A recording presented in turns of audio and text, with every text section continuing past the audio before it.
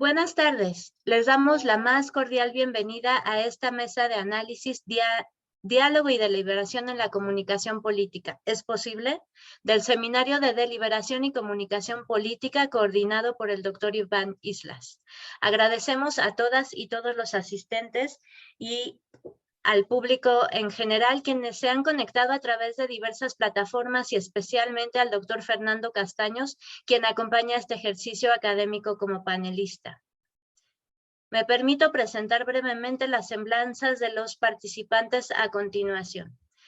Fernando Castaños Zuno, maestro por la Universidad de Edimburgo y doctor por la Universidad de Londres. Fernando Castaños es investigador titular del Instituto de Investigaciones Sociales de la Universidad Nacional Autónoma de México, la UNAM. Profesor del posgrado en Ciencias Políticas y Sociales de la misma universidad y miembro del Sistema Nacional de Investigadores. Ha dictado conferencias, impartido cursos y conducido investigaciones en varias universidades del continente americano, Europa y Asia. Durante el año académico 2007-2008 fue titular de la Cátedra de Estudios sobre México Contemporáneo de la Universidad de Montreal.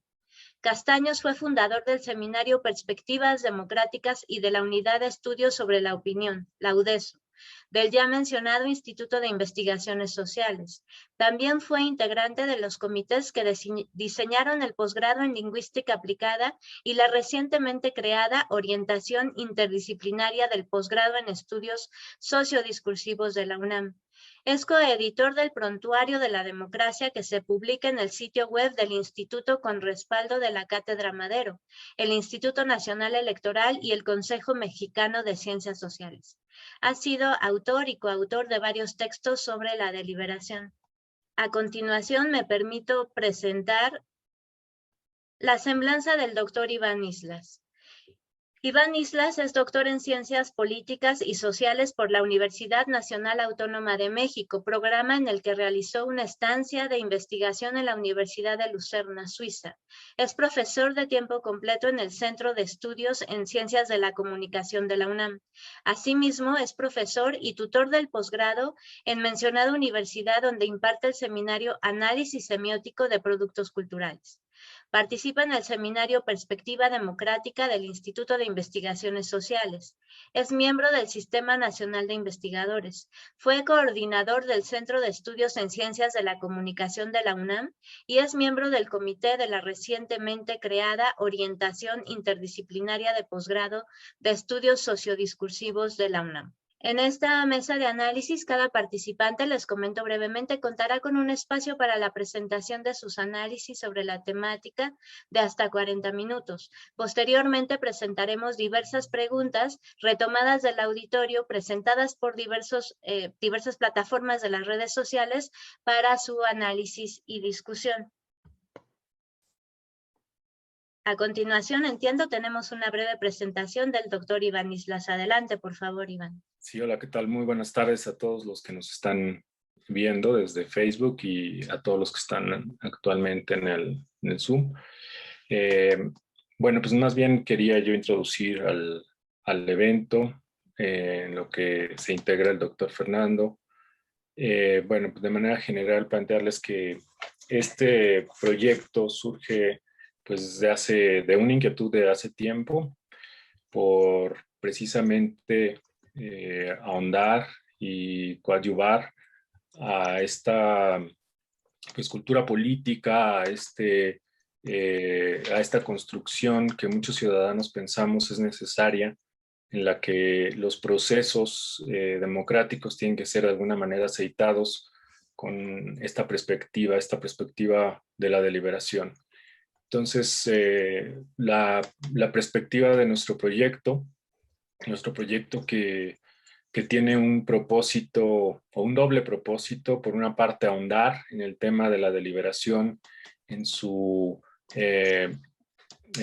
vertiente de estudios empíricos, como así lo han dicho los estudios en deliberación, y por otra parte también ahondar en ciertos procesos de nuestra realidad mexicana que, por ejemplo, en este caso, las consultas ciudadanas o instrumentos de democracia directa. Nosotros pensamos que nuestra democracia de alguna manera ha avanzado, aunque puede tener peligros de retrocesos, pero se ha avanzado y por lo menos en la parte electoral, en la parte de la democracia electoral hemos se ha construido a lo largo del tiempo, a lo largo pues, del trabajo de muchas personas, del trabajo de muchas instituciones, de diversidad, digamos, de perspectivas, de partidos políticos, etcétera. Se ha construido pues un diseño en el que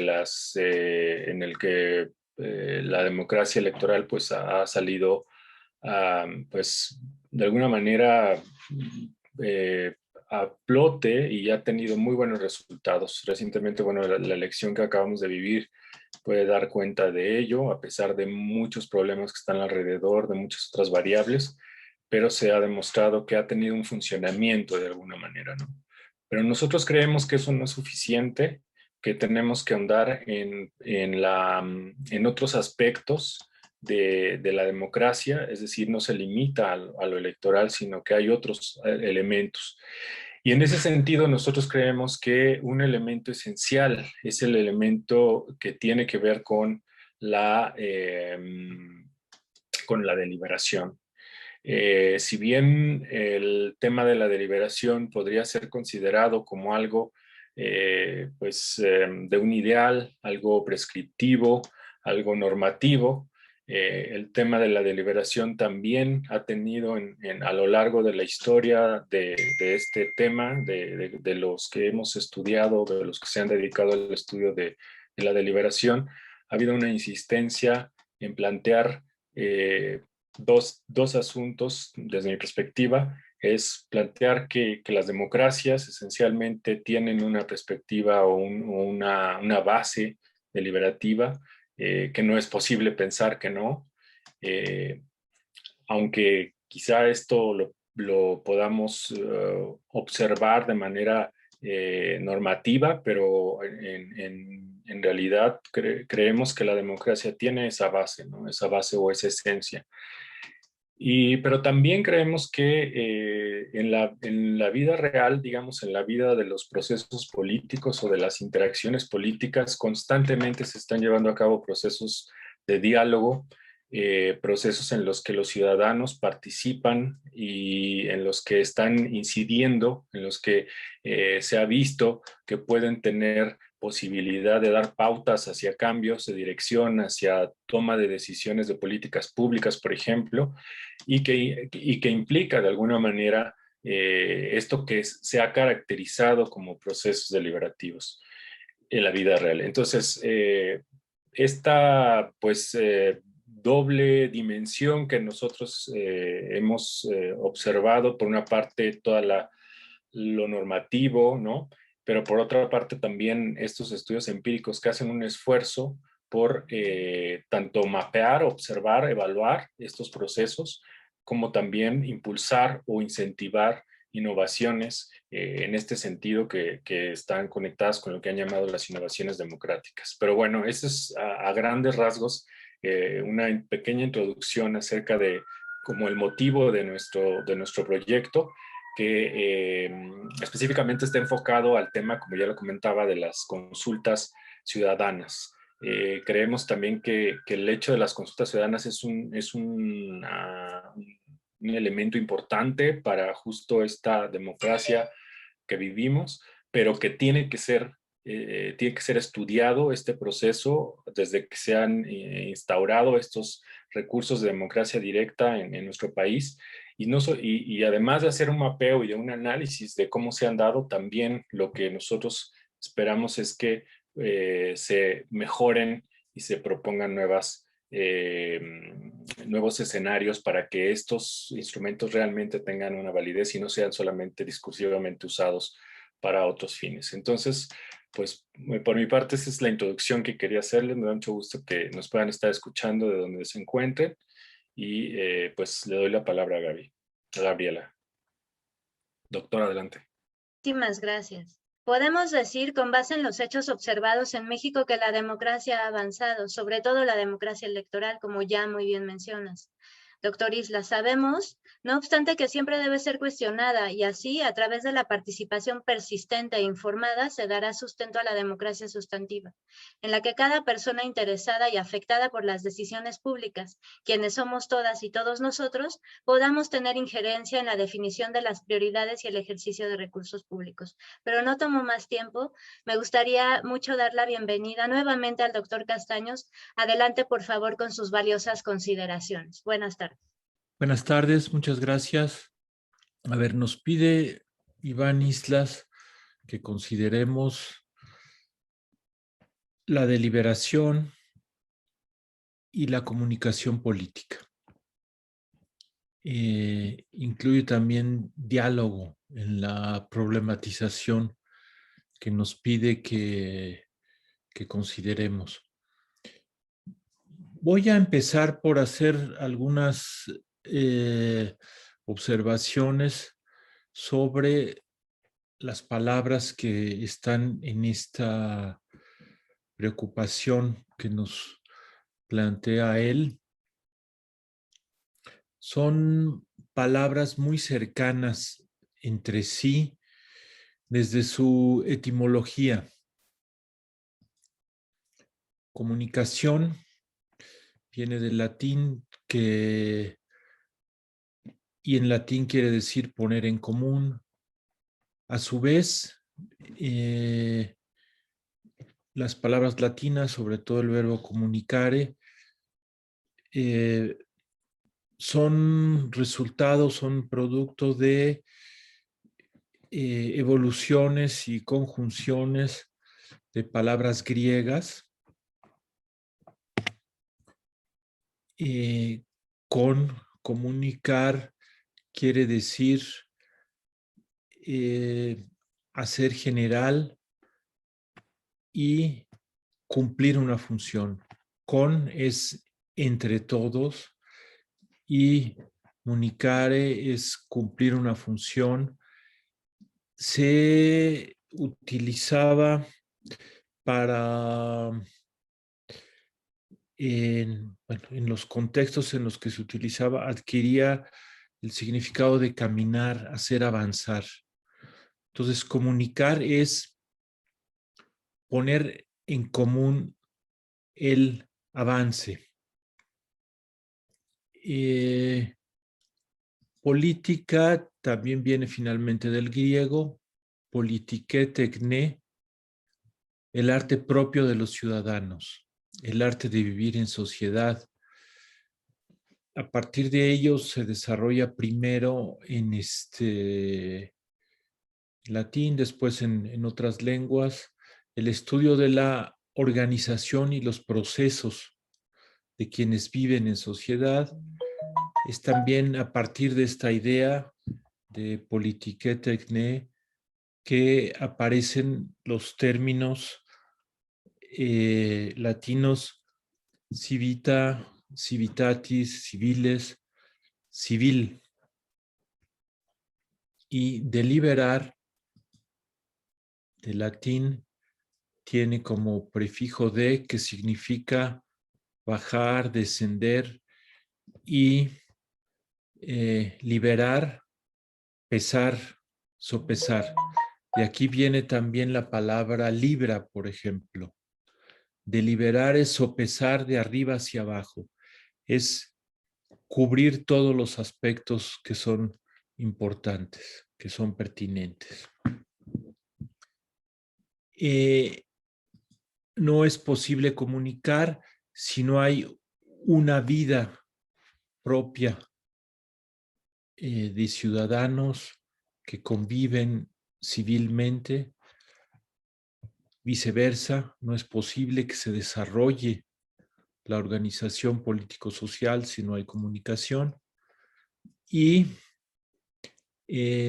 ambas, la comunicación y la vida política, requieren que se sopesen las opciones de decisión. Entonces, a partir de esta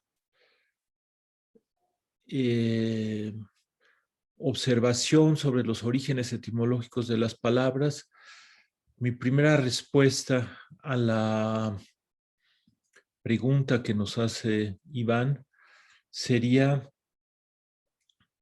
no solo es posible la relación entre diálogo, deliberación y comunicación política, sino necesaria. Y de hecho, creo que ocurre siempre. Pero el problema, y si hay un problema, y por eso Iván está haciéndonos la pregunta, la relación entre ellas varía mucho, de un lugar a otro, de un momento a otro, de una forma de gobernar a otra, de un régimen a otro. La deliberación en un grado mínimo y de calidad mínima es inevitable, es inescapable. Inclusive los gobiernos más autoritarios, los absolutistas, tienen necesidad de deliberar y lo hacen. Enrique VIII deliberaba en marcos teológicos. No sé qué diría el Vaticano y qué dirían los filósofos de hoy en día sobre la calidad de su deliberación, pero lo intentaba. Kublai Khan, el descendiente de Genghis Khan, que se convirtió en emperador de China, deliberaba con Marco Polo, muy poco, casi no lo dejaba decir nada, pero sabía que era importante escuchar razones, sopesar evidencias para tomar ciertas decisiones. Sin embargo, aunque la deliberación en grado mínimo está ahí siempre, la deliberación a la que se aspira en una democracia de calidad ocurre poco. En las democracias incipientes ocurre muy poco.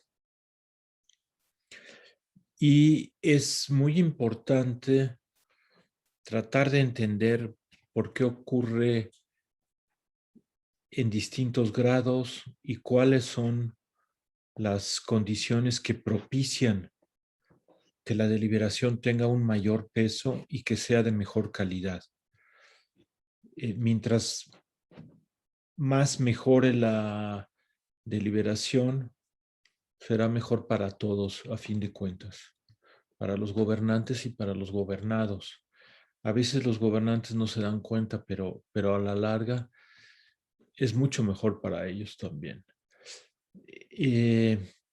Quiero tratar de elaborar estas ideas a partir de una segunda reflexión sobre los conceptos que están en juego cuando hablamos de comunicación, de política, de deliberación.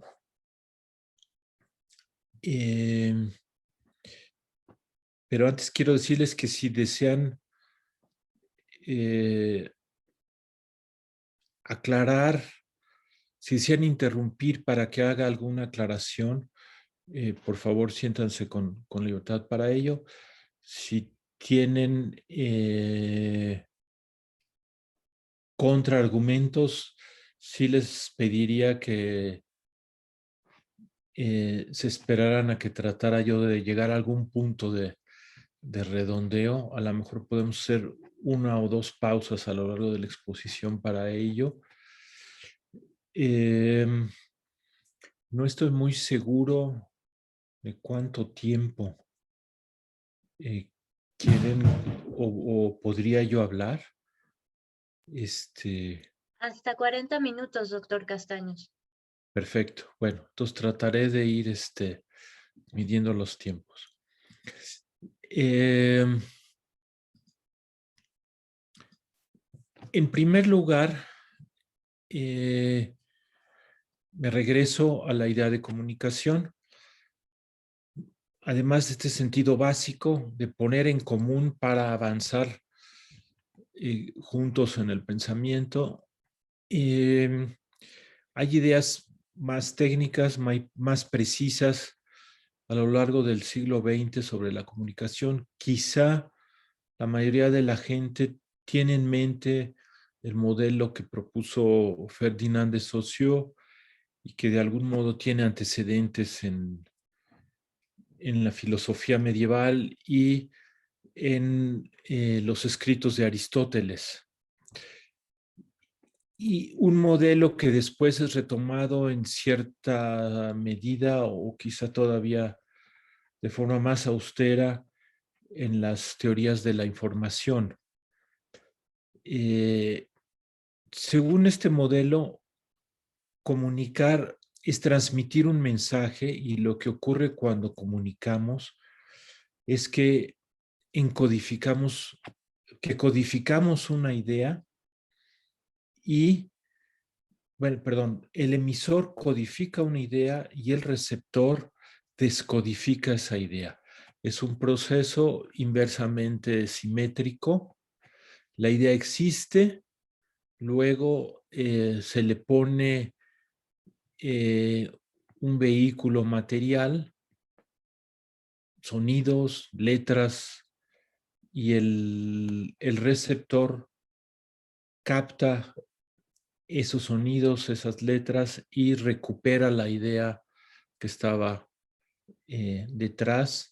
Hay una relación biunívoca y directa entre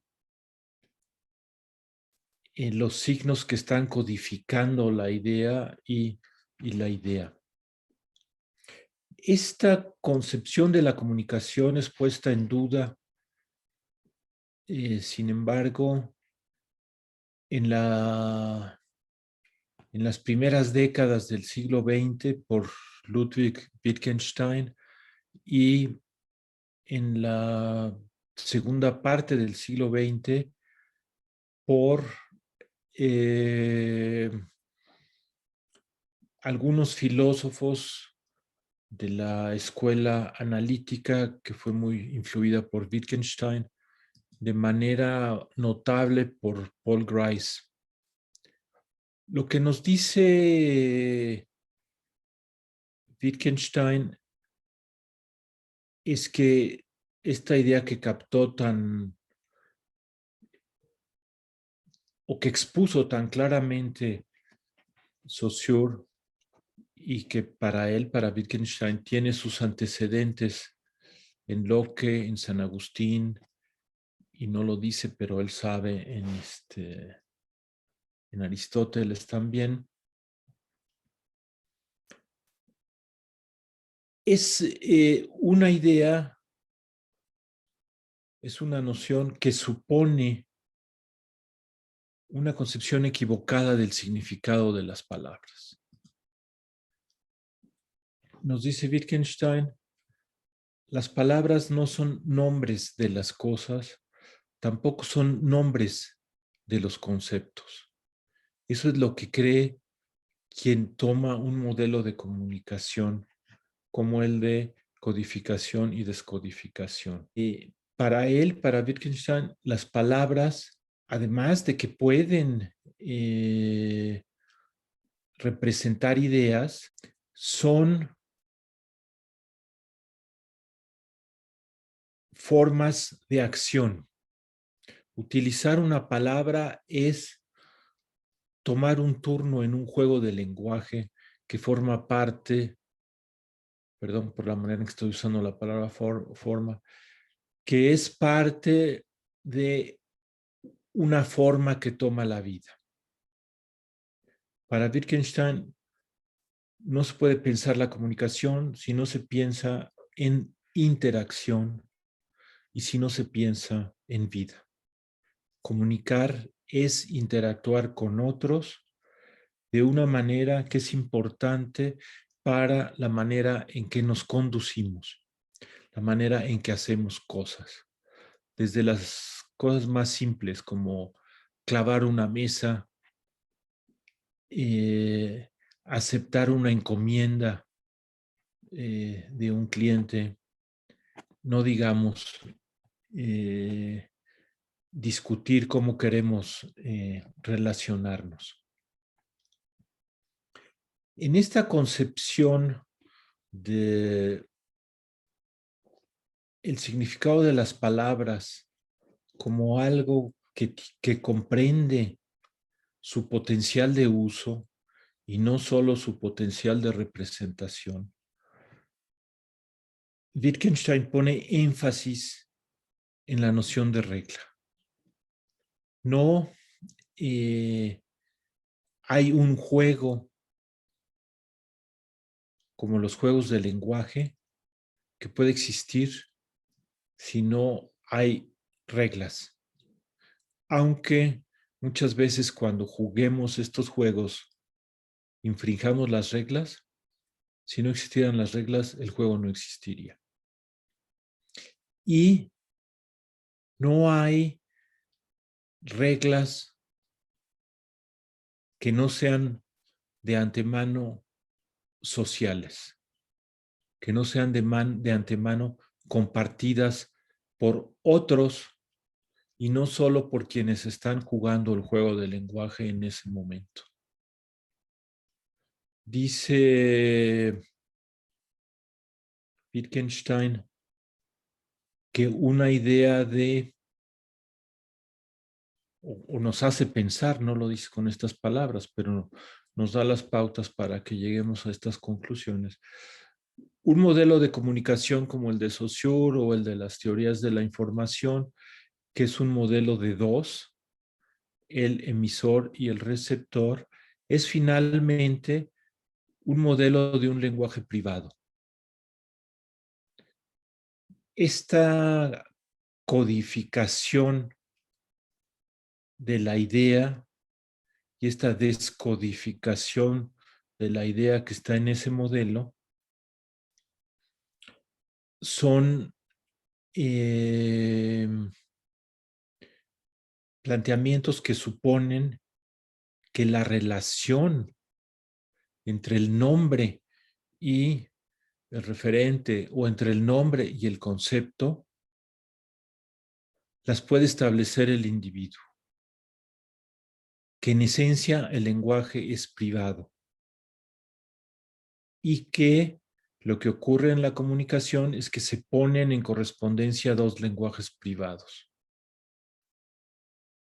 ¿Cómo? Porque se pusieron de acuerdo entre ellos antes. Y esto es muy curioso. ¿Cómo se pudieron haber puesto de acuerdo si no tenían de entrada un lenguaje común? Por fortuna, Saussure no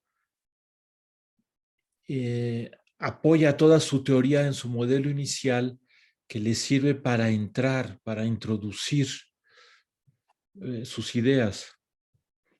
Deja de lado su modelo y una vez que ya nos dice qué es un signo, empieza a elaborar ideas que son más propias de una concepción del lenguaje como un producto social, como algo que está antes y después de la comunicación entre individuos, como algo que está ahí antes de que naciera el emisor y después de que fallezca el receptor. Esta idea de lenguaje a la que llega Saussure después es más afín a la idea que está persiguiendo Wittgenstein. La comunicación supone reglas que pueden ser juzgadas por terceros, no solo por el hablante y el oyente. Y el hablante y el oyente lo saben. Esto ya no lo desarrolló tanto Wittgenstein, pero están muy claros los sustentos. El monólogo, el diálogo secreto, no son situaciones básicas de comunicación, como lo supondría el modelo inicial saussuriano. El monólogo y el diálogo secreto son restas de la situación básica de la comunicación. La situación básica de la comunicación es triádica, no es diádica. La situación básica de la comunicación supone al emisor, al receptor y a un tercero generalizado, a un tercero cualquiera, a un miembro de la sociedad que conoce el código, que conoce las reglas del juego. Aun cuando solo hablemos dos personas, o aun cuando solo escriba una carta pensando en que se la voy a enviar a una destinataria o a un destinatario y no la envié nunca, aunque se quede guardada en mi cajón, yo tengo en mente un tercero virtual, una tercera persona que sería capaz de juzgar si mis oraciones son gramaticalmente correctas, si los actos que yo realizo con ellas son válidos o no, si las afirmaciones que formulo son constatables o no son constatables. Sin esa posibilidad del juicio de la tercera persona, no hay comunicación. No podría yo estar escribiendo las cosas que escribo. El punto fuerte de Wittgenstein es, si yo defino las reglas, no son reglas, porque siempre voy a tener la razón. Siempre voy a estar dentro de las reglas. Yo las puedo estar definiendo y redefiniendo en el mero momento que hable, y no es así. La comunicación no es así. La comunicación supone reglas que están ahí y que nos dicen qué comunicación es correcta, qué comunicación es válida, qué comunicación es pertinente. Repito, aunque me salga de las reglas, sin esas reglas no existiría la comunicación. De hecho, muchas veces, muchísimas veces, nos salimos de las reglas. Las reglas limitan lo que podemos decir, lo que podemos hacer al comunicarnos. Pero lo sabemos todos, la primera persona, la segunda persona y las terceras personas. Sabemos que el salirse de la regla es significativo, y es significativo porque existe la regla. Lo que dice Grice es muy afín a esto, aunque al principio va en otro sentido o parece ir en otro sentido, e introduce perspectivas adicionales muy interesantes, muy importantes. El modelo saussuriano inicial, que es muy afín al de San Agustín, muy afín al de Locke, muy afín al que parece plantear Aristóteles, es un modelo que puede ser útil para hablar de la comunicación explícita. Puede ser útil hasta cierto punto. Se llega a agotar, pero vamos a suponer que es más útil de lo que es para hablar de la comunicación explícita. Aún que fuera muy útil para eso, no nos dice nada de la comunicación implícita. La idea de codificación y descodificación es una idea que está dirigida a entender la comunicación explícita, pero comunicamos más de manera implícita que de forma explícita. Todos sabemos qué significa una aseveración irónica y la mayoría de las veces la reconocemos.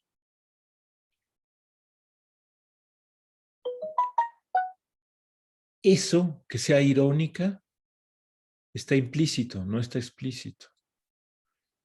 Todos sabemos qué sería un significado metafórico, aunque nos cueste mucho trabajo definirlo y aunque nos cueste mucho trabajo producir buenas metáforas, pero nosotros todos tenemos la idea de un significado metafórico y la mayoría de las metáforas las reconocemos y las podemos procesar. El significado metafórico es implícito, no está explícito.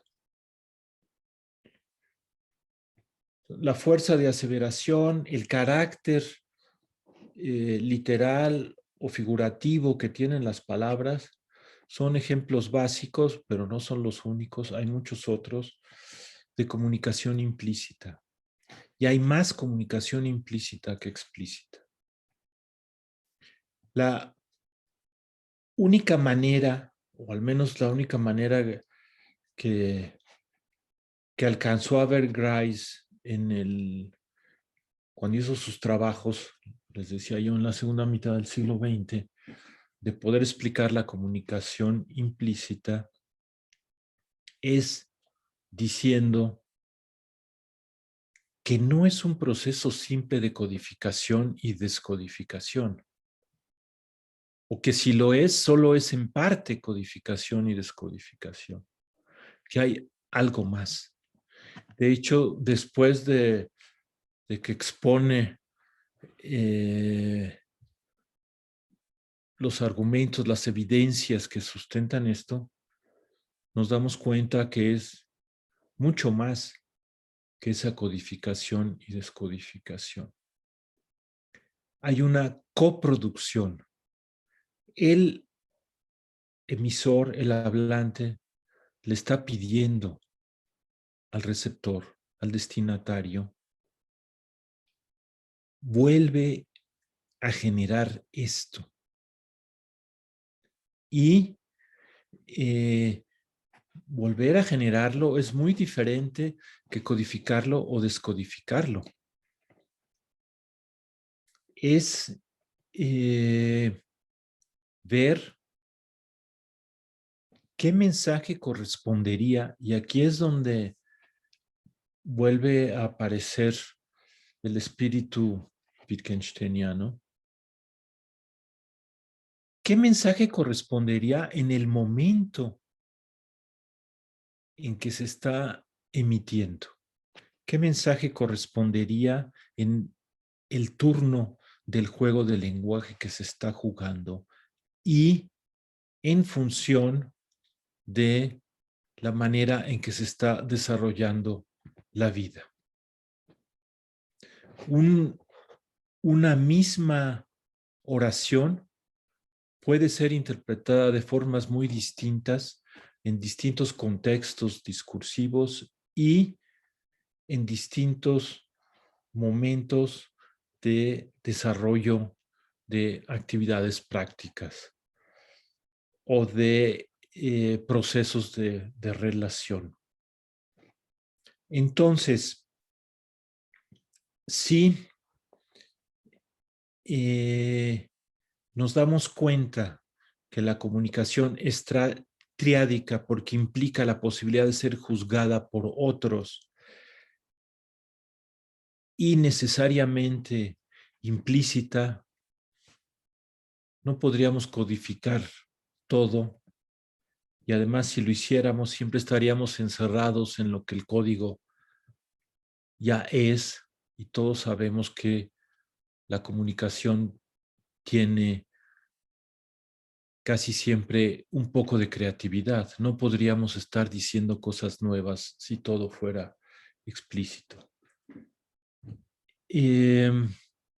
Si la comunicación es un juego cooperativo en el que el emisor le está pidiendo al receptor, produce esto como si fueras yo, y le está diciendo, cuando lo coproduzcas, toma en cuenta que hay terceros que nos van a juzgar. ¿Qué pasa entonces con la política?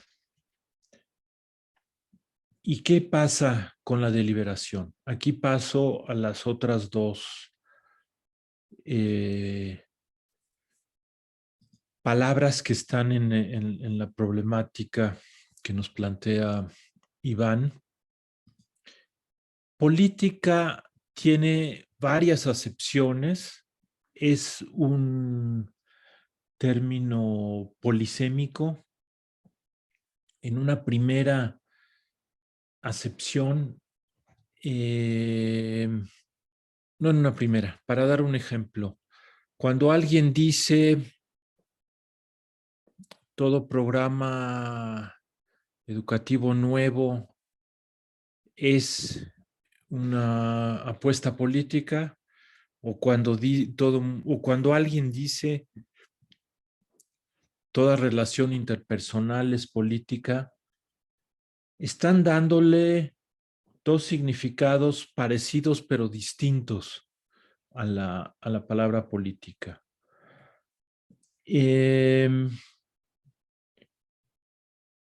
Y no son los mismos que le está dando a alguien que dice la política es una porquería. Quien dice la política es una porquería no podría decir todo programa educativo nuevo es una apuesta política, y tampoco podría decir todo acto de relación íntima es político. Tienen que tener significados muy diferentes. Tienen que estársele dando significados muy diferentes, tienen que estar siendo utilizadas acepciones muy diferentes en los tres casos. La acepción que más importa en la sociología política es una diferente a estas tres. Es una que aclara Norberto Bobbio cuando se da cuenta que hay muchos significados de la palabra política y que necesita quedarse con uno para poder avanzar en la comprensión de los fenómenos que le interesan.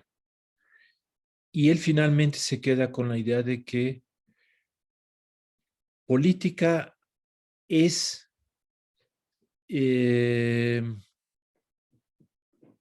la actividad en la que se producen, o que al menos está encaminada a producir, decisiones vinculantes para todos. Decisiones que obligan a todos los miembros de una sociedad. En ese sentido,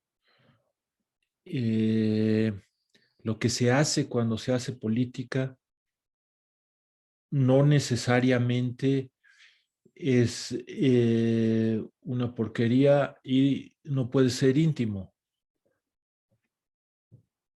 Otra acepción importante, aparte de la toma de decisiones vinculantes para todos, es el uso de recursos públicos. Cuando la gente piensa en política, está pensando en qué se hace con el dinero de los impuestos, en cómo se dan servicios a los ciudadanos. Es algo muy cercano a la idea de administración pública, solo que subraya el papel de la decisión de quienes han sido autorizados para tomarla, de la decisión sobre los recursos de todos. Y hay otro tercer sentido de política que nos ayuda a entender por qué todos estos significados se ligan entre sí, y a veces se escoge más el primero, el segundo o el de Bobbio que mencioné, o este anterior. Este otro significado es la búsqueda de cargos públicos.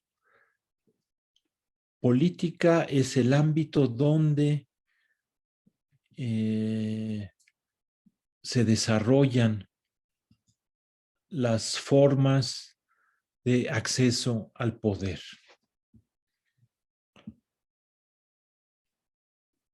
Nos interesa mucho el significado primordial de Bobbio, la toma de decisiones vinculantes para todos. Nos interesa también el siguiente que dije, el uso de los recursos públicos y nos interesa este último, el de las formas de acceso al poder. Cuando hablamos de comunicación política y cuando pensamos en deliberación, voy ahora a la deliberación. Creo que ya se me está acabando el tiempo. No hay ningún problema, doctor. Son hasta 50 minutos. Me equivoqué al principio, que le mencionaba son 40 y apenas llevamos 23, así que adelante. Entonces lo planteo lo elaboro, trato de elaborarlo entonces, la idea de la Muchísimas gracias. deliberación. Muchas gracias. La deliberación fue puesta en el escenario de las discusiones sobre la democracia. Una de las formas que toma la vida política, a la que voy a referir un poco más adelante con mayor detalle. La deliberación como un concepto importante, como un asunto importante para pensar la democracia, fue puesta en la escena sobre todo por Jürgen Habermas y después de él le dio un gran impulso John Elster. ¿Por qué Habermas, cuando habla de las formas de tomar decisiones vinculantes para todos o de las formas de acceder al poder, le da importancia a la deliberación? En parte por experiencias históricas. Él es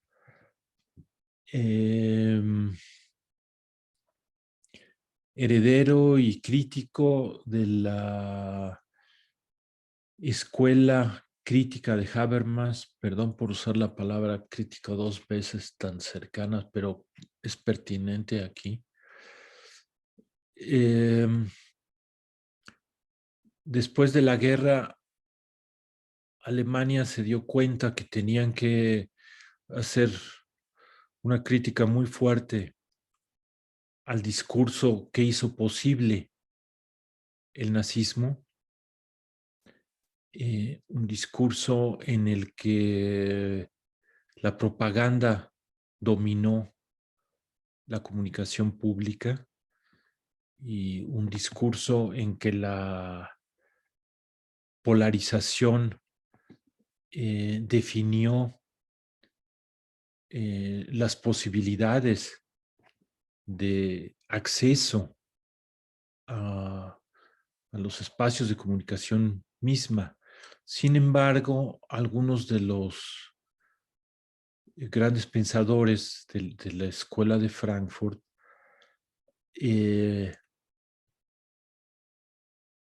detectaron en sus críticas algunas de las razones por las que esta manera o estas maneras de hacer política del nazismo llegaron a pervertir todo el espacio público y las relaciones sociales, no solo la vida política de Alemania, pero no encontraban formas de salir de ello, simplemente señalaban.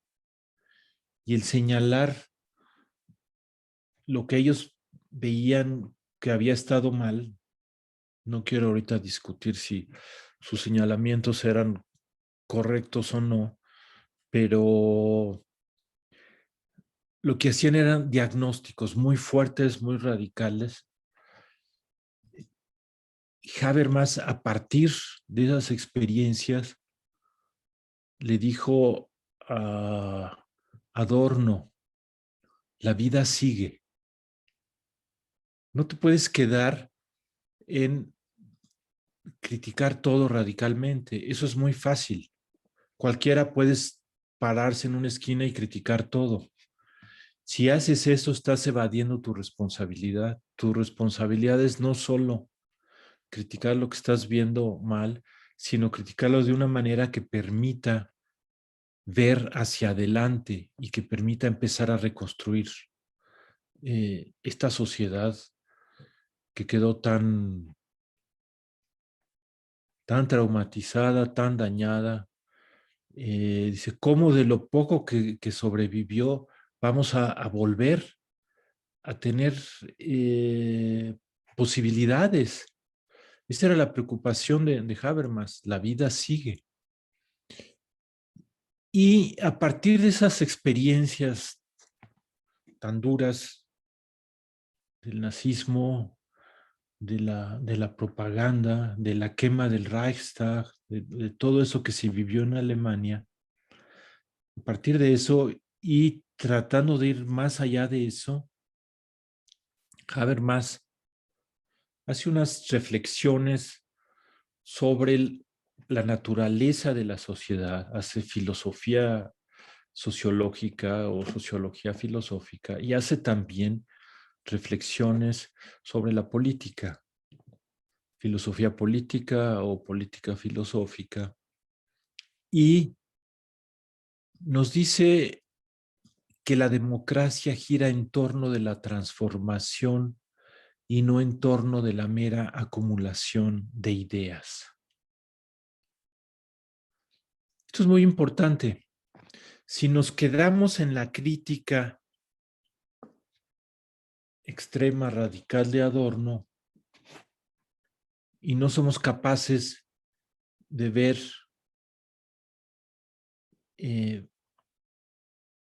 qué había en todo ese discurso perverso y pervertidor que apelaba a la gente, que la convencía o al menos la motivaba, y no podemos tomar eso en cuenta. Y si no podemos hacerlo de una manera que ellos se obliguen a tomarnos en cuenta, de una manera que ellos vean la necesidad de entender el punto de vista de los que no estamos de acuerdo con eso, va a ser imposible que avancemos. Nos vamos a quedar en otra polarización o en el peor de los casos en la misma. Lo que dice Habermas es, tenemos que pensar más allá de donde estábamos pensando para poder resolver este problema tan grave o para poder empezar a salir de eso. Y cuando él piensa en que la democracia va más allá de la acumulación de ideas y requiere ver cómo se transforman las ideas, da en el clavo de varios puntos importantísimos para entender la comunicación, entender la política y entender la comunicación política. Primero, una persona estará dispuesta a cambiar sus ideas en la medida en que libremente se ha convencido de que sus ideas estaban equivocadas, lo que implica que ella misma se convenza, al menos en parte. Y la única manera en que alguien tiene de convencer realmente a otros es dando argumentos que los otros se vean obligados a tomar en cuenta. Si les parecen acertados o equivocados, ya será asunto de ellos. Si se acaban convenciendo o no, será asunto de ellos, pero al menos, dice Habermas, mi obligación es tratar de convencerlos. Está diciendo, de otra manera, algo que algunos otros grandes pensadores dijeron también, o ya habían dicho también, como Bobbio, no es lo mismo que se me imponga una decisión porque haya una reducción de las opciones reales y porque esa reducción implique un riesgo muy grande de perder la integridad física o de perder la vida. No es lo mismo eso que estar convencido y cambiar de ideas porque creo que las que yo tenía no son tan buenas como las que se me están ofreciendo ahora o las que me estoy imaginando ahora. Es decir, la democracia implica elección libre y no imposición de ideas. Implica elección libre y no coacción de alternativas de decisión. Ese es el punto central. Esa es la razón por la que Habermas pone a la deliberación en el centro de la reflexión sobre la democracia. Y la manera en que John Elster lo comunica es muy sintética, muy persuasiva y se conecta, no sé si por el clima intelectual de la época o por una historia intelectual propia. No he estudiado toda la obra de Elster como me gustaría si tuviera tiempo, pero se conecta con lo que estaba yo diciendo hace rato de la comunicación de Wittgenstein y de Grice. Dice Elster, la deliberación incluye argumentos por y para terceros desinteresados. La comunicación, la deliberación es importante para la democracia porque en la deliberación participan o podrían participar o son tomados al menos son tomados en cuenta de manera virtual, como lo dije hace rato, por terceras personas. Puede haber un conflicto sobre la pertinencia o la conveniencia de pasar de una política energética basada en la quema de carbón y de petróleo a una política energética basada en el aprovechamiento de la energía eólica y solar. Seguramente hay personas que están pensando hacer mucho negocio, seguramente hay personas que van a ser afectadas en sus terrenos si hay ese cambio, seguramente hay personas que van a dejar de tener enfermedades respiratorias si vamos en ese cambio. Hay todo tipo de intereses a favor y en contra de una o de otra. Pero sí, en esa discusión no hay alguien que ni vaya a perder cuando deje de haber negocios de petróleo y de carbón. Si no hay nadie que no vaya a ganar cuando haya negocios nuevos de sol y de aire, si no hay terceros que vean las cosas desde afuera y que digan, el que quiere seguir impulsando la energía petrolera tiene estos puntos válidos y está equivocado en esto. Quien quiere impulsar la energía solar tiene estos puntos válidos, está dejando de ver esto. Si no hay esos terceros que tengan la posibilidad de ponderar los juicios de los que están a favor y en contra, no hay deliberación, o al menos la deliberación no tiene la calidad que debe tener en una democracia como la que se imagina Habermas, en la que podamos evitar los errores de la guerra, en la que podamos reconstruirnos como sociedad a pesar de todos nuestros conflictos, de todos nuestros errores que cometimos y que dejamos que pasaran las cosas y llegaran a eso. Ese es el punto que está señalando Elster. Se necesitan los terceros desinteresados que están en el horizonte comunicativo de Wittgenstein y en buena medida de Grice. Se necesitan esos terceros para que pueda haber la deliberación que se imagina Habermas y que nos daría acceso a una mejor democracia.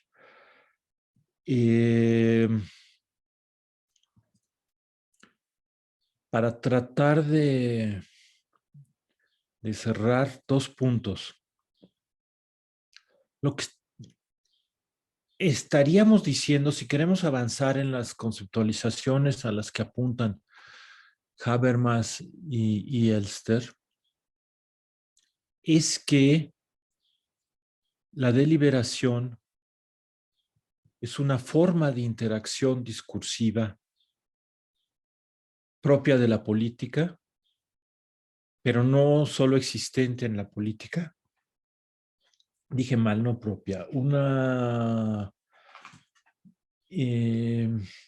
forma de interacción discursiva, una modalidad de interacción discursiva sin la cual no puede existir la política, pero que también existe en otros ámbitos. En las ciencias ciertamente hay deliberación. Y hay otras modalidades de interacción discursiva.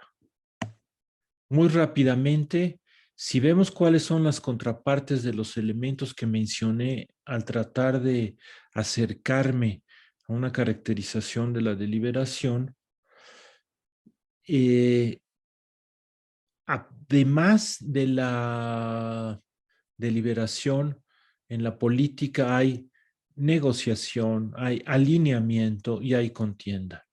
Podemos tener otras formas de clasificar las modalidades de interacción discursiva o podemos estas grandes 4 modalidades subclasificarlas y distinguir categorías más pequeñas, pero pensar en estas 4, deliberación, negociación, alineamiento, contienda, nos puede dar elementos para avanzar en la línea que sugería yo al principio y para tratar de contestar la pregunta que nos hace Iván. En la deliberación, quien tiene al menos potencialmente o nominalmente la capacidad de juzgar la validez del discurso es la tercera persona que no está en disputa, la tercera persona que no está en negociación, la tercera persona cuyo alineamiento no se está buscando. En cambio, en la negociación, lo que diga la tercera persona no importa mucho. Yo me pongo de acuerdo con mi interlocutor y si él se siente interesado o ella se siente interesada y los dos creemos que nos conviene, firmamos el contrato o nos comprometemos tácitamente, verbalmente. En la política hay mucha negociación, explícita, no explícita. Los actores se ponen de acuerdo porque a ellos les conviene o porque creen que les conviene. Y en la negociación no se está tomando en cuenta el juicio de las terceras personas que no están interesadas. Es una interacción donde lo más importante son los intereses. En el alineamiento, el emisor está comprometiendo a la segunda persona, al interlocutor,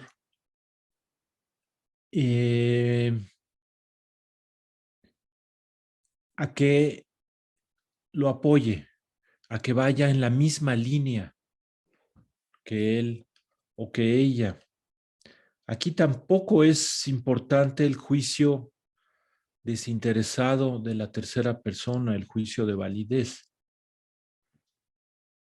En la contienda, el foco de atención sí está en la tercera persona, pero aquí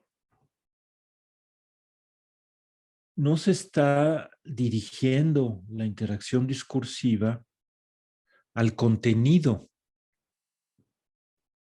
de la comunicación. Se está dirigiendo la atención hacia los participantes en la comunicación. Entonces, regresando, y tratando de, bueno, voy a leer algo que escribí. La deliberación es evaluada con criterios distintos que las otras modalidades de interacción política. De quién se espera la evaluación principal es también característico de cada modalidad. La deliberación se considera aceptable si sus argumentos son consistentes y se asume que podrían ser juzgados por cualquier persona, no solo por el interlocutor directo. En el alineamiento sí se busca sobre todo una aprobación del destinatario, pero una que comprometa su lealtad más allá de lo dicho. Y como esta puede obtenerse de muchas maneras, por ejemplo, apelando a su identidad, la consistencia argumentativa ya no es el centro de la atención. En la negociación, si bien el emisor busca maximizar su propio beneficio, lo hace procurando convencer a la segunda persona de la utilidad para ella. Es el interés y la aceptación de esta lo que pone en juego.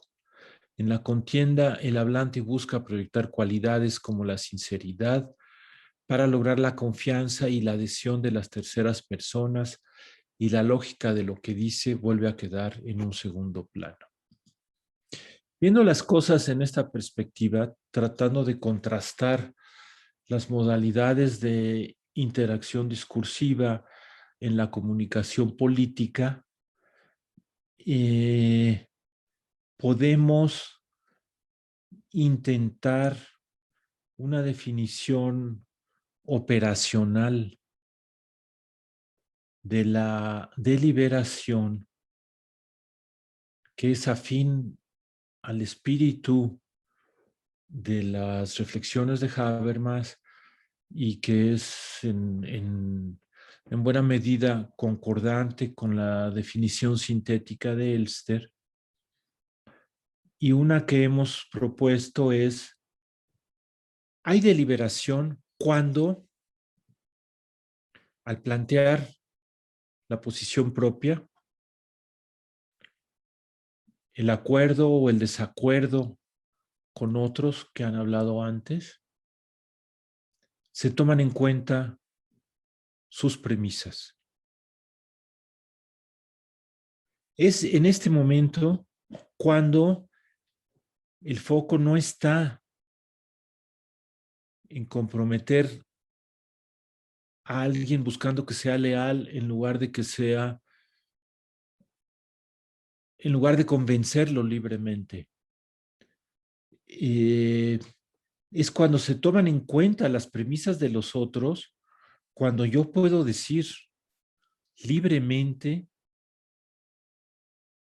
estoy de acuerdo o en desacuerdo con esa otra persona. Libremente estoy en parte de acuerdo, en parte en desacuerdo. Libremente propongo una tercera vía que tome en cuenta sus puntos de vista y los míos. Es entonces cuando tomo en cuenta las premisas de las otras personas, cuando los terceros desinteresados pueden juzgar la validez de lo que estoy diciendo en un sentido deliberativo y no solo su valor como negociación o como alineamiento, etc. Es pensando en estas 4 modalidades de interacción discursiva y tratando de captar la deliberación así, como algo que responde al espíritu de Habermas, que toma en cuenta las ideas de comunicación de Wittgenstein y de Grice, y tratándolo de llevar a una definición operacional. Deliberar es tomar en cuenta las premisas de los otros y no solo expresar acuerdo o desacuerdo con sus conclusiones y no solo elogiarlo o descalificarlo. Si deliberación es tomar en cuenta las premisas de los otros, es entonces que podemos decir que es difícil alcanzar condiciones, acceder a espacios donde la deliberación pese como debe pesar en una democracia de calidad y donde la deliberación misma sea de calidad. Pero es eso hacia lo que se tiende muchas veces, y el acercarse a eso tiene un gran valor. Cuando hay una deliberación en grado considerable y de calidad considerable, la negociación, el alineamiento, la contienda son legítimos desde el punto de vista democrático. Cuando la deliberación no alcanza un cierto grado, la negociación va a ser mal vista. Es acuerdo en lo oscurito. El alineamiento finalmente va a causar humillación, tanto para el que se alinea como para los otros que ven el alineamiento. La contienda va a dejar de lado los temas de la agenda que son claves y por los cuales queremos que haya decisiones que tomen en cuenta en la medida de lo posible los intereses de todos y que busquen soluciones que están de acuerdo con los procedimientos que garantizan el interés general. Si hay deliberación, la contienda es legítima. Si no hay deliberación, la contienda no es legítima. Si hay deliberación, la negociación es legítima. Si no, no es legítima. Si hay deliberación, el alineamiento es legítimo. Si no, no es legítimo para una democracia. Entonces, regresando a la pregunta de Iván, ¿es posible la deliberación en la comunicación política democrática? Sí, sí es posible, aunque es muy difícil y es muy deseable que tenga un peso y una calidad considerable, sino todo lo otro que hace la política deja de ser democrático. A lo mejor aquí lo podemos dejar Muchísimas gracias, doctor Castaños, por su valiosísima disertación y por recordarnos la importancia de la democracia y que la democracia gira en torno de la transformación y no solo de la acumulación de ideas críticas, que apelan a la gente o motivan a la polarización, sobre todo en este contexto postelectoral que estamos viviendo y en los otros. Muchísimas gracias. También por hablarnos de las implicaciones de la democracia sobre la elección libre y no la imposición de ideas como punto central de la deliberación y como centro de las democracias de calidad. Si me permite, tenemos algunas preguntas que presentaron el auditorio en relación con su presentación. La primera fue de Miguel Bocanegra, quien nos pregunta: ¿podríamos decir que la comunicación afecta o beneficia el comportamiento en los ambientes democráticos, ya que hay mayores instrumentos que incentivan la deliberación? Y existe otra pregunta, no sé si gusta que la lea de una vez o terminando la respuesta a esta pregunta. Preferiría que me leyera otra pregunta. Ya estoy pensando la respuesta, pero para acabar de enfocarme. Muchísimas gracias. Claro que sí, doctor. Nos dice Alan Mosqueda: ¿cómo llamar la atención de los terceros desinteresados en un ejercicio deliberativo en política? Sobre todo cuando los efectos producidos por la toma de decisiones no son percibidos por ellos. A esta pregunta se complementa con la siguiente: ¿hay límites éticos para los métodos empleados para captar la atención o incluso persuadir? A ver, intento responder estas tres y apunto un tema de discusión. Muchas gracias. Para más adelante, quizá para alguna otra sesión que tengan ustedes o para alguna etapa avanzada de su proyecto de investigación.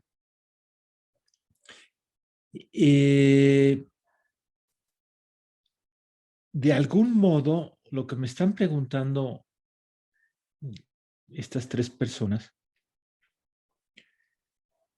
tiene que ver con procesos que ocurren en las 4 modalidades de interacción discursiva que mencioné.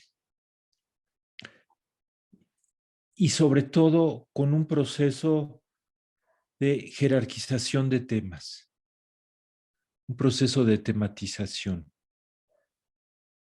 Finalmente, no podemos deliberar acerca de todo, tampoco podemos negociar acerca de todo, ni alinearnos acerca de todo, ni contender acerca de todo.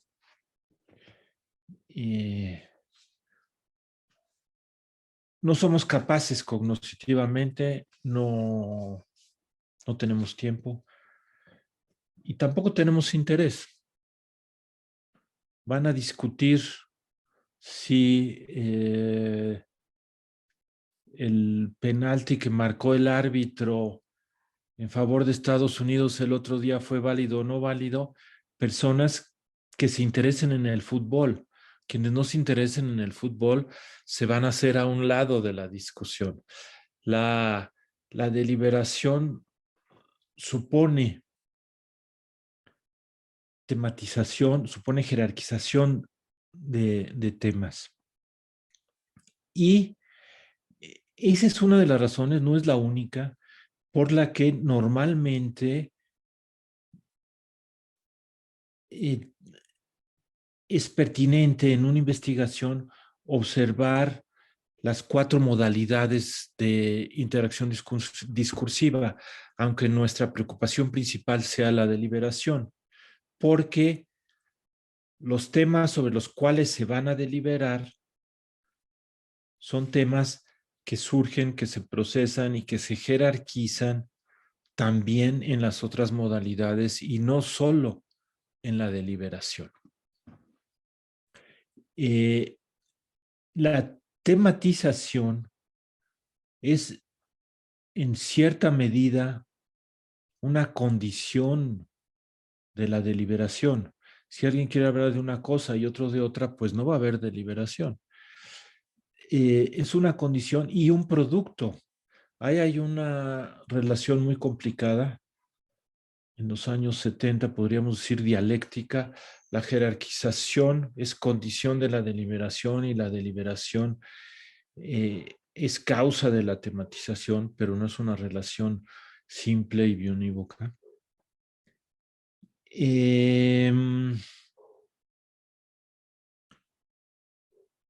Hay áreas de la política y hay momentos de la política en que es más importante la disputa temática o la búsqueda de acuerdos sobre jerarquías temáticas o el procesamiento de las jerarquías temáticas que la discusión de las ideas acerca de los temas.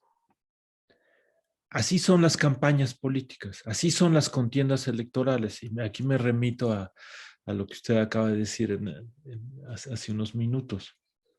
Sí, si no hay contiendas políticas, si no hay campañas electorales, es muy difícil que los temas se jerarquicen y se seleccionen de una manera pertinente para toda la sociedad, o al menos para un número significativo, o al menos para la mayoría. En una buena democracia, las contiendas políticas, las campañas electorales deberían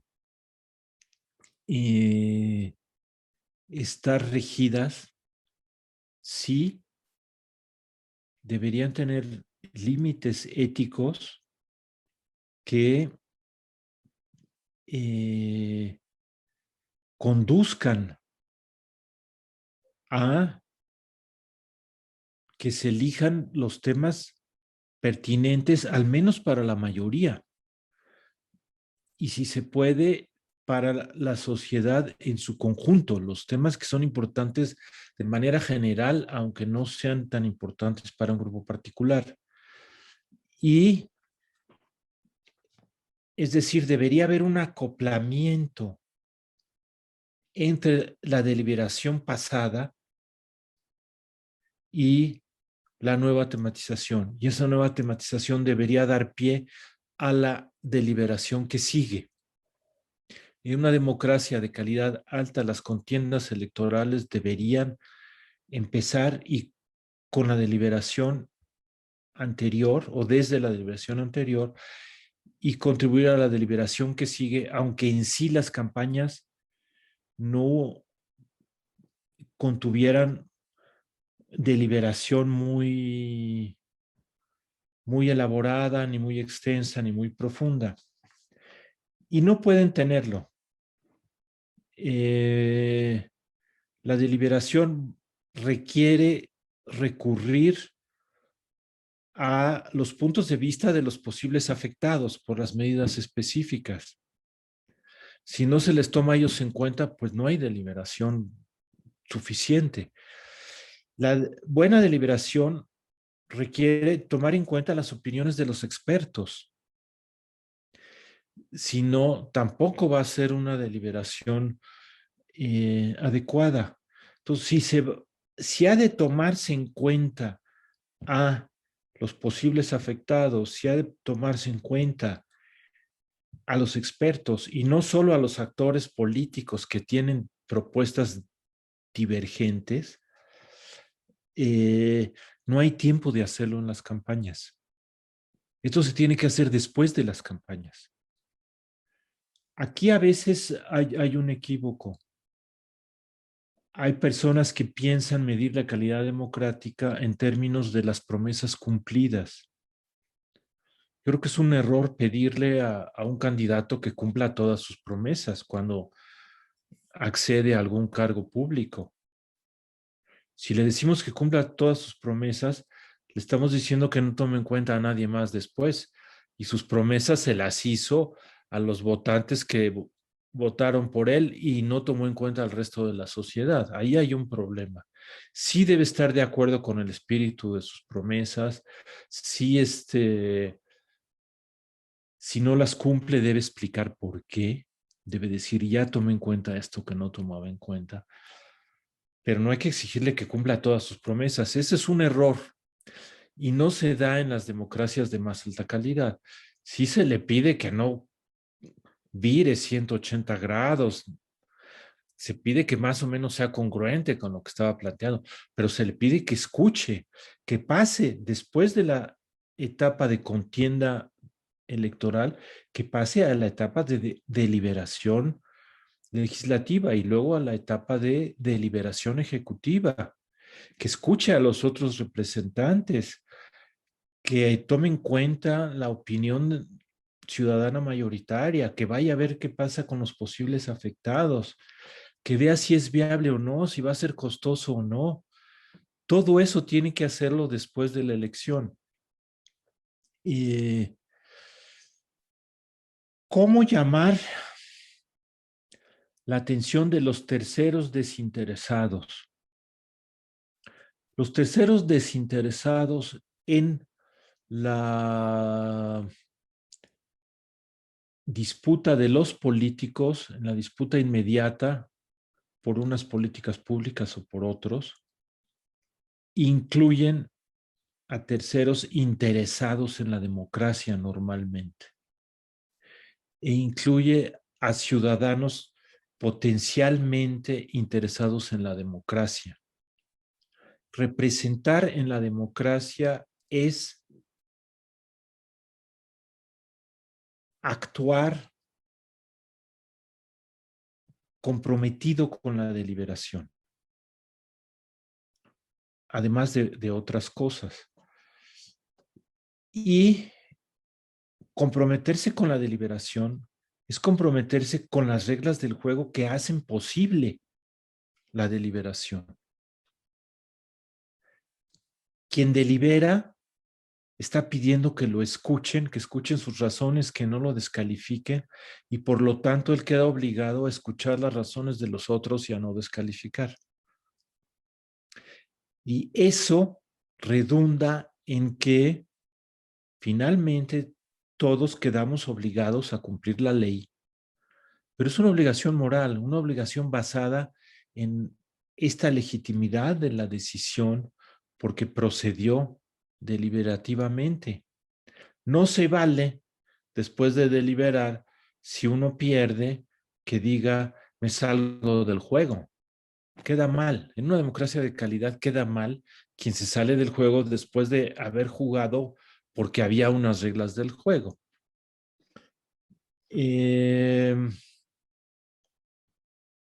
Esto a la larga crea un compromiso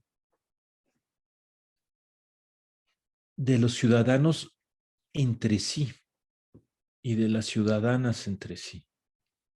En la democracia yo estoy obligado a cumplir la ley con mi vecino, con los otros votantes, antes, mucho antes de estar comprometido con el Estado. Y el Estado tiene la autorización de ejercer la fuerza pública para hacer cumplir la ley porque hay un compromiso moral entre los ciudadanos antes, derivado de la deliberación.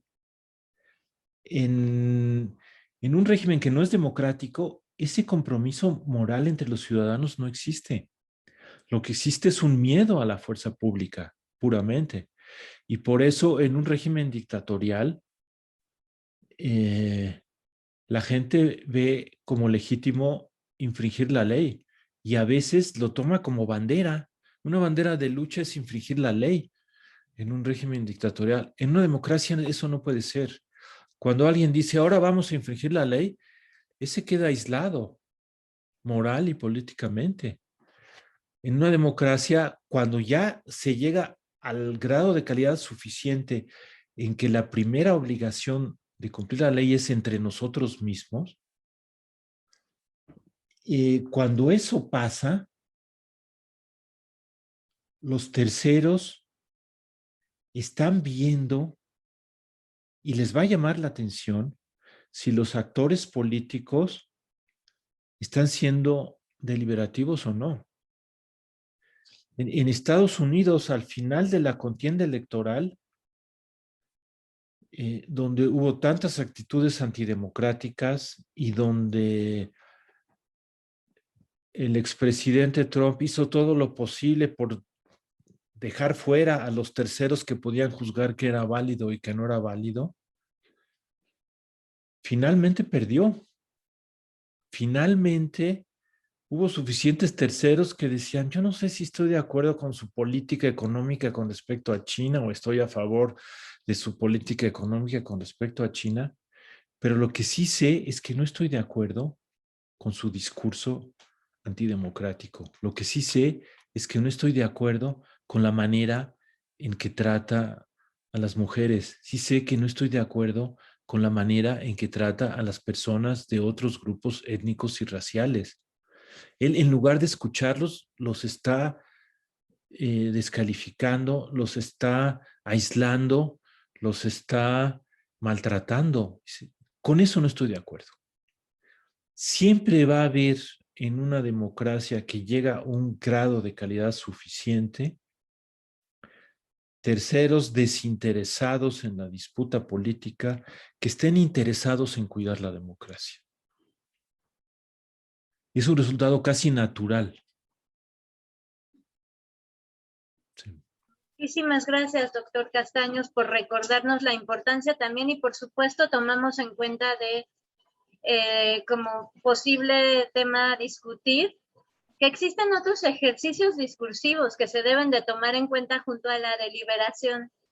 Espero me escuchen muy bien, está lloviendo muy fuerte por acá y espero no perder la conectividad, Sí. pero seguimos poniendo atención. Si le parece correcto, doctor, y también a los participantes daría la palabra al doctor Iván Islas para que pueda también hacer su presentación. Yo sigo al pendiente. Muchas gracias, doctor. De nada, muchas gracias a ustedes por su atención y por todo el tiempo. Gracias. Continuamos aquí con ustedes. Hola, bueno. Adelante, Iván, por favor. Muchas gracias, Gaby. Muchas gracias, doctor Fernando. La verdad es que fue muy elocuente lo que nos plantea y cómo es que desarrolla la idea y cómo llega hacia pues el vínculo que se podría establecer entre estos asuntos que nosotros ponemos en la mesa.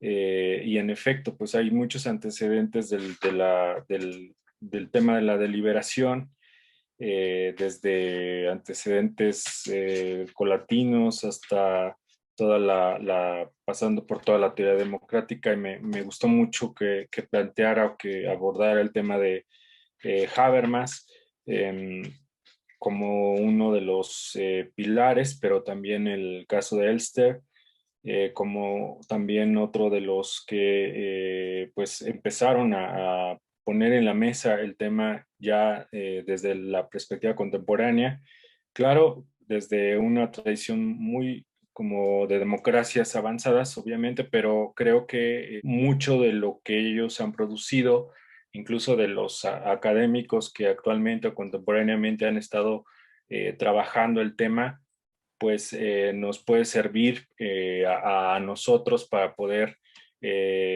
elaborar y plantear los caminos que nos lleven a investigar sobre el tema, seguir investigando sobre el tema, porque diré que el doctor Fernando tiene, junto con otros colegas del Instituto de Investigaciones Sociales, varios libros que desde hace ya pues varios años están publicados y que abordan este tema que nos ha brindado el doctor Fernando.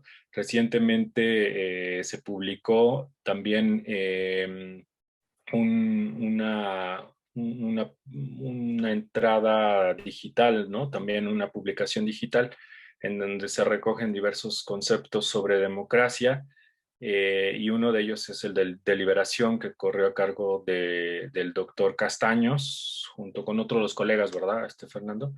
Y ha abordado el tema. Pero bueno, yo quisiera comentar algo rápidamente porque ya no nos queda mucho tiempo, en el sentido de que digamos, cuál es nuestro interés, ¿no? En el caso del proyecto, y por qué es que hemos llamado al doctor Fernando y por qué pues estas charlas nos esclarecen cosas, nos hacen, digamos, reflexionar y profundizar.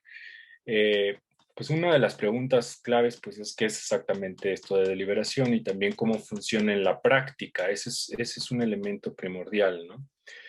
Y nosotros hemos observado que a lo largo de la literatura, a lo largo de la literatura sobre deliberación, eh, ha prevalecido una definición que está muy asociada a estas investigaciones llamadas empíricas, ¿no?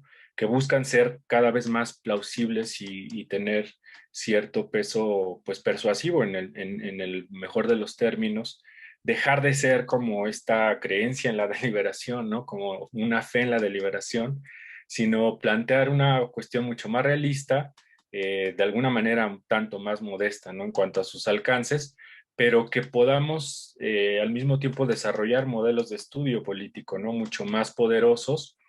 Y esto lo compartimos con un grupo de investigadores que han trabajado esto, sobre todo desde Europa, desde la tradición anglosajona, pero que nosotros pensamos que podría funcionar.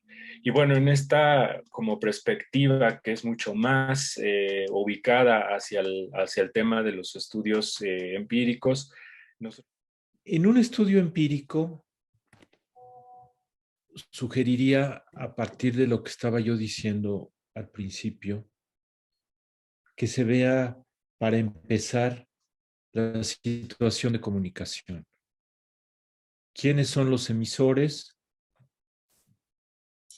Y quiénes son los destinatarios directos de esos emisores, quiénes son sus destinatarios indirectos, cuál es el papel de las terceras personas, si quedan como espectadores, si se les reconoce como posibles jueces,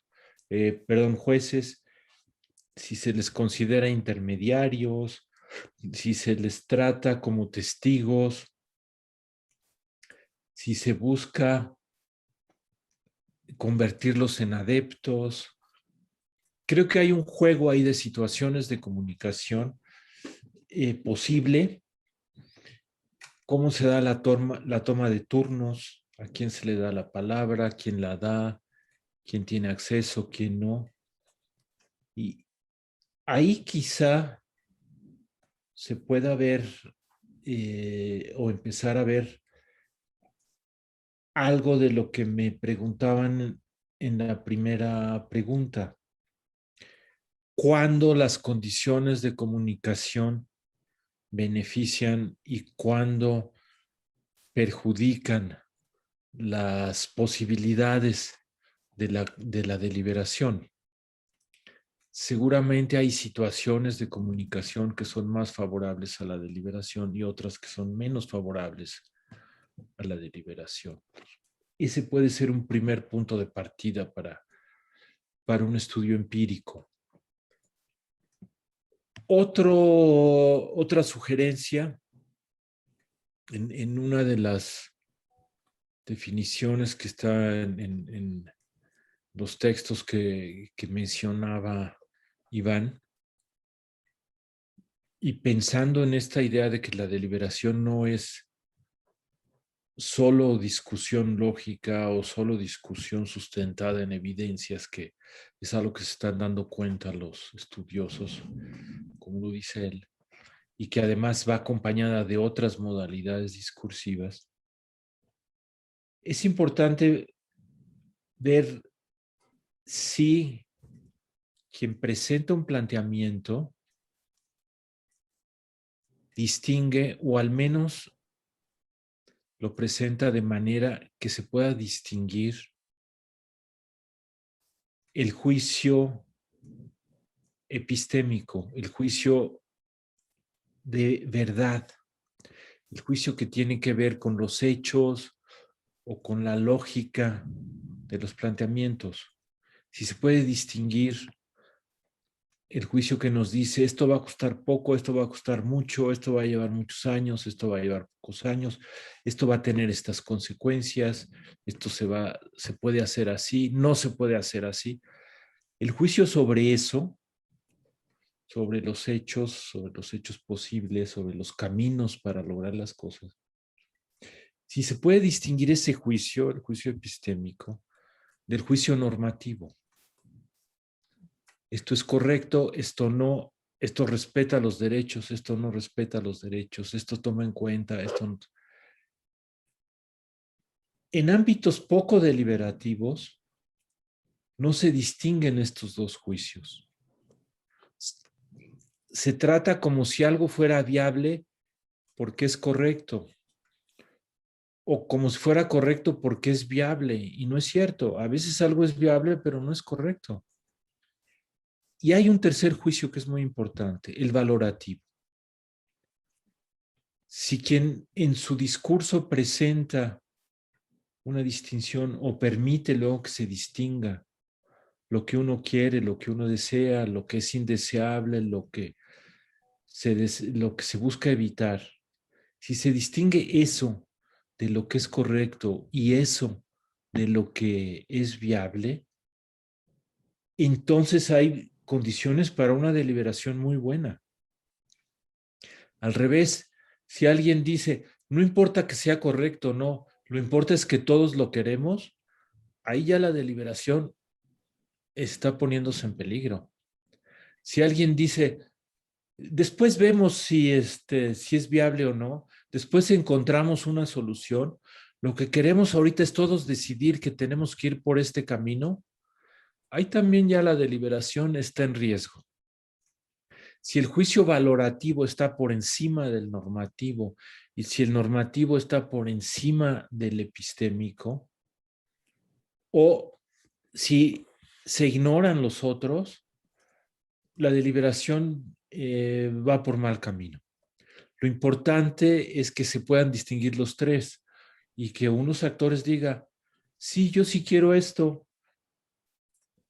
pero creo que no se puede, o que otro diga, yo no quiero esto aunque se pueda, o que otro diga, yo quiero y se puede.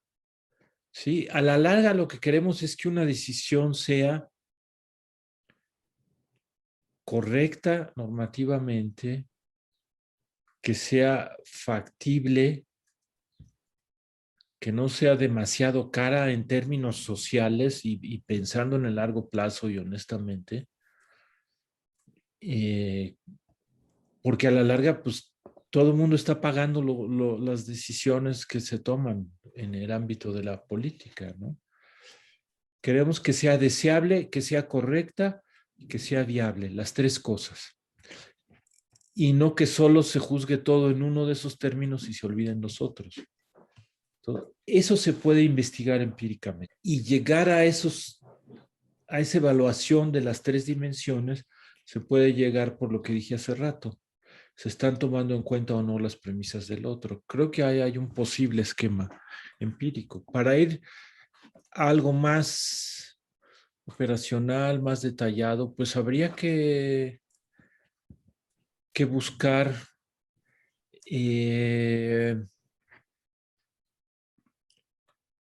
formas de entrevistar a los actores para ver si lo que uno está juzgando de su discurso está bien o no, o bien habría que identificar marcas discursivas, conectores lógicos, verbos modales. Ahí va a depender mucho de los intereses, de la formación de los investigadores, qué tipo de investigación se sigue, pero sí me puedo imaginar varias vías empíricas para avanzar en lo que le está preocupando a Iván. Claro que sí, doctor, muchísimas gracias. Retomo estos planteamientos que nos acerca y por supuesto los vamos a tomar en cuenta en el seminario para seguir avanzando en la investigación de la deliberación. A partir de tomar como un supuesto que nos está acercando, si se toman en cuenta o no las premisas de los otros como componente de la deliberación, si no estoy malentendiendo. Ok, entonces, y también, por supuesto, tomando en cuenta estos diferentes tres juicios con una ponderación entre ellos para ver cuál es la valoración real que se está teniendo cuando hablamos de la deliberación, pensando en que sí tiene un efecto en la profundidad de afectación que va a tener para la democracia. Creo que eso retoma, si mis compañeras y compañeros, y usted por supuesto Iván, quien ya nos ha mencionado que posiblemente no tenga posibilidad de regresar por los problemas de conectividad que presenta, contribuye al enfoque pragmático que se está teniendo en una primera etapa del seminario. Entonces, si me permite refrendarle siempre la invitación más amplia a colaborar con este esfuerzo, y nosotros también en la mejor disposición de sumarnos a los de usted. Muchas gracias, doctor Castaños. Muchas gracias. Muchas gracias a ustedes. Esperemos que los problemas de Iván se resuelvan, los problemas de comunicación. Esperemos que sí. Muchísimas gracias, doctor. Gracias a todos y también al público en general que nos acompaña. También siempre pueden ver las comunicaciones mediante las diferentes plataformas de la UNAM. Muchas gracias, doctor, y buenas noches a todos. Hasta luego. Estén muy bien, hasta luego. Gracias, doctor.